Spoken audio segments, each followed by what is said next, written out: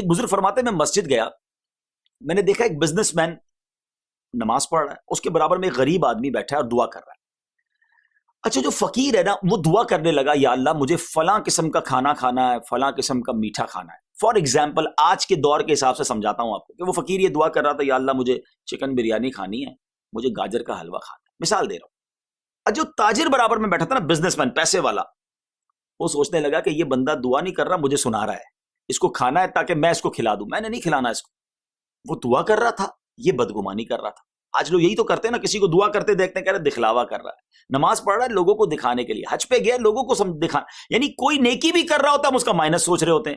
اچھا ہو سکتا ہے وہ نیکی کر کے اللہ کے قریب پہنچ رہا ہو, ہم مائنس سوچ کے گناہگار ہو رہے ہوں, نیگیٹو اپروچ ہماری ہو. بدگمانی تو حرام ہے, جہنم میں لے جانے والا کام. تو وہ تاجر کہتا ہے یار یہ دعا نہیں کر رہا, مجھے سنا رہا ہے, میں نے تو اس کو نہیں کھلانا. اچھا وہ فقیر دعا کی اس نے اور وہ سو گیا, مسجد میں ہی لیٹ گیا. تھوڑی دیر ہوئی تو ایک اور بندہ آیا, اس کے ہاتھ میں تھال تھا, اور اس نے اس غریب کو اٹھایا اور کہا بھائی جان کھانا کھا لے. اچھا یہ بزنس مین حیران ہو گیا, دیکھا کہ جیسے ہی تھال سے کپڑا اٹھانا تو اس کے اندر وہی کھانا موجود تھا جس کی اس نے دعا کی تھی, یعنی ایگزیکٹلی جو اس نے دعا کی تھی. اس بزنس مین نے اس آنے والے بندے کو پکڑ لیا کہ کیا تم اس کو جانتے تھے, اس فقیر کو, اس غریب کو. کہا میں تو نہیں جانتا. پھر یہ کھانا لے کر کیوں آئے؟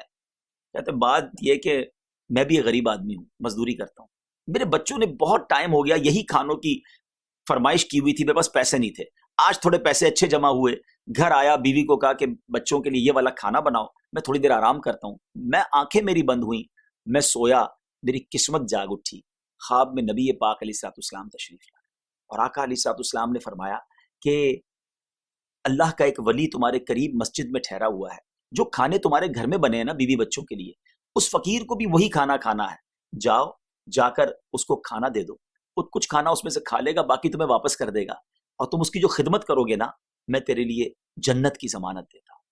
وہ عاشق رسول تھا, فوراً کھانا لے کر آ گیا. اب جب یہ ساری باتیں اس بزنس مین نے سنی نا, وہ بڑا پریشان ہوا, وہ کہتا ہے یہ نیکی کا موقع تو مجھے بھی ملا تھا. اب اس نے اس نیک شخص سے کہا کہ تمہیں جتنا خرچہ کھانے پر کیا پیسے مجھ سے لے لو, اس ثواب میں مجھے بھی حصہ دے دو.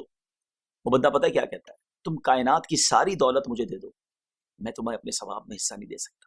میرے آقا نے جو مجھ سے وعدہ فرمایا میرے لیے وہی کافی ہے. اس نے غریب کو کھانا بھی کھلایا, واپس گھر بھی چلا گیا, وہ غریب دعائیں بھی دیتا رہا.